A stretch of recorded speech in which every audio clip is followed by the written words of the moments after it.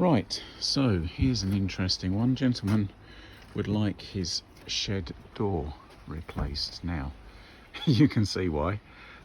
He, some time ago, had another handyman in who came along and fitted this interior door externally. And when I say fitted, yeah, wasn't great, was it? So that's got to go. Right, that's one problem. The frame, as you can see, if I do this, the frame's got to come out because it's shot, basically. I mean, look at the hinge pockets with that spacer in there, and it's the same at the bottom. So the frame has got to come out.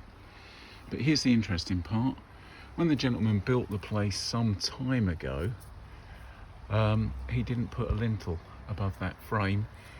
And I mean, you know, I understand his logic. He said, well, there's not a huge weight of brick above it, and the brickwork above it is only supporting itself, it's not supporting the roof, because the roof is supported internally with timbers. So I totally get it, you know, I can totally get why he did that, but it's given me a nightmare because I've now got to get this frame out. And as you can see, if you touch that frame, you're then disturbing all that brickwork, and we've already got cracks in bricks.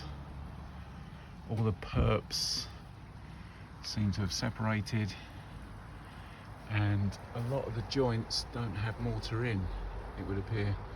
So that's going to be interesting. Plus, to make it even more interesting, we've got this lovely vintage electrical install, which, would you believe it, is using the door frame for support. So that's going to have to be addressed. So plan of attack is, I think first things first, we're going to have to do something with the electrics. We're going to have to disconnect them at the house, and I'm loath to put that back as it is. To be honest, I'm loath to put that back as it is. So electrics addressed. I think then I'm going to have to reinforce this brickwork, and I'm going to get myself some helical tie bars and put them across probably 3 courses there, as far as I can across, with the polyester resin in them. Repoint that whole lot, and then hopefully that will put some strength back into it. I mean, just to show you what we're dealing with. Yeesh. That's going to be interesting, isn't it? So anyway, that all gets repointed. Helical bars to give it a little bit of strength. Door frame out, new door frame in. God only knows how the frame is attached, because if you go inside, you can see daylight through most of this frame. So you can see daylight through most of that frame.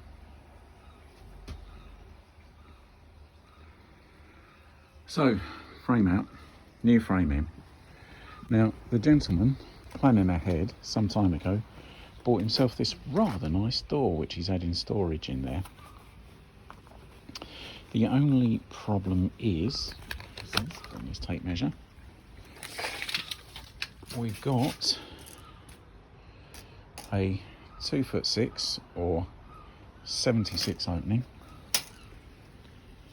and we've got a 2'9" or 84 door. Now, I can obviously just reduce the width of that door, but it means taking 40mm off each side, which takes you down to there, and I think you can see my little mark I've put in there on the 40mm.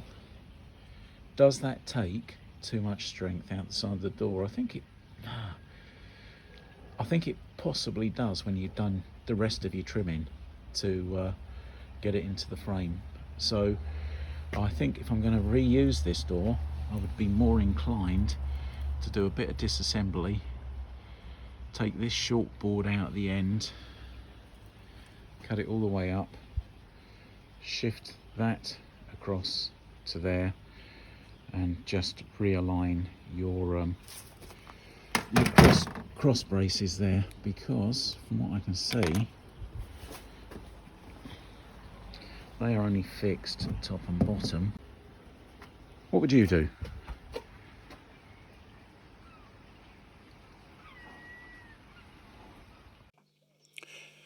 So I guessed the only way I could possibly make things worse would be if I accidentally demolished a portion of the wall whilst getting the old door and frame out. So given that, my game plan was get the existing brickwork above the door reinforced. As you can see in some of the earlier shots, it's already beginning to sag. Add some temporary external support to act as a proper lintel whilst I get that old frame and door out. Get the old frame and the dodgy electrics and door removed as gently as possible, and I wanted to be gentle, to be kind to that poor long-suffering brickwork, and then get a new frame in there, hang a new door and reinstate the electrics. I did the brickwork reinforcement with stainless steel helical bars. Those were epoxied into the bed joints immediately above the door. Easy enough to do, just rake out those joints with a mortar rake in your grinder.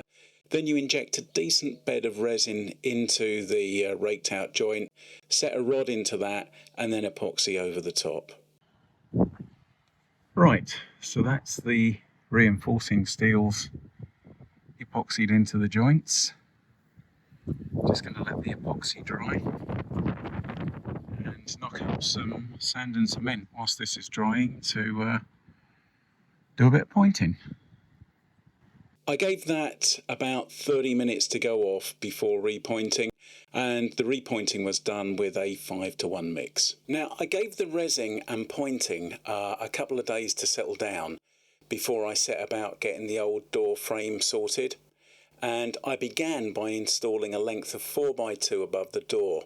That was fixed into the bricks with long concrete screws, and I did that to act as an external lintel whilst the old frame was out. That old frame was actually easy to remove. It had been nailed into the brick, but wasn't such a problem.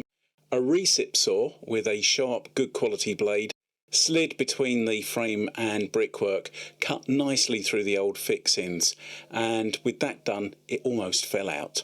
I'd prepped the new frame in advance. I gave it 4 coats of wood preserver whilst it was still in kit form.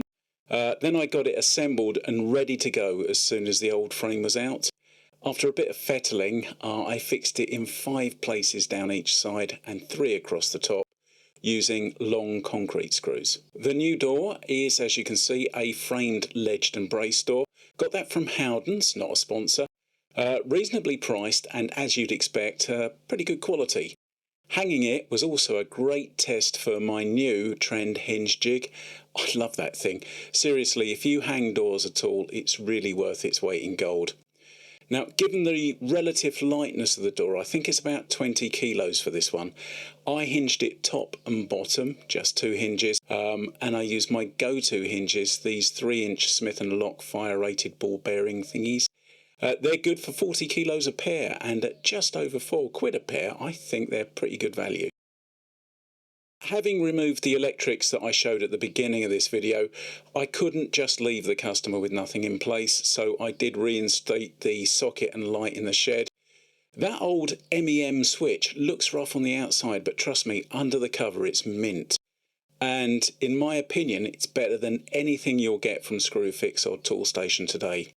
So I reused the feed from it, ran that into an IP rated box with a stuffing gland, and then I ran singles out from that in conduit to 2 FCUs, one for lights, one for sockets. Now, even though that looks like a bit of overkill for a single light and socket, I did it to provide a bit of future proofing for the customer if he wants to add more lights and sockets in future, and that's something he said he might want to do. Now, I'm just going to talk about that gap you can see around the frame in these shots. I filled that after I'd taken these pictures using the same pointing mix I'd used on the brickwork. I personally prefer that to expanding foam. I just think expanding foam looks worse, and I know in some cases it can expand so much it can even affect the fit of your frame. So for me, good old-fashioned sand and cement is the best solution. So with that all done, the door was finished with 2 coats of wood primer and then 2 top coats of Rust-Oleum all green garden paint. To be fair, I bought the wrong colour. I bought what I thought the customer wanted. He, to be fair to him, saw it go on and said, "Oh, that's a different colour," and then he said, "Actually, I really like it." So happy days. And at the end of the day, with the entire job, I had a very happy customer, and that's all that really matters, isn't it?